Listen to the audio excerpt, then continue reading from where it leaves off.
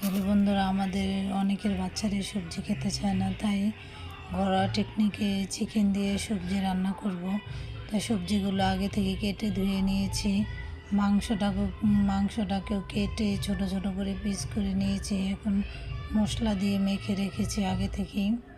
এখন কড়াইতে তেল দিয়ে মাংসটা ছেড়ে দিব, মশলা মাখা মাংসটা। আর এর মধ্যে পেঁয়াজটা দিয়ে দিব। পেঁয়াজ মশলা ভালো মতো কষিয়ে তার মধ্যে সবজিটা ছেড়ে দেব। যখন একটু তেল তেল হয়ে উঠবে তখনই টমেটো আর ক্যাপসিকাম সব কিছু দিয়ে দেব একে একে। সুন্দর করে সব কিছু মিলিয়ে ভালো করে কষিয়ে নিব। হালকা একটু জল দিয়ে কষিয়ে নিব। দেখো সুন্দর একটা তেল তেল ভাব উঠে গেছে। এখনই সুন্দর একটা কষানো হয়ে গেছে,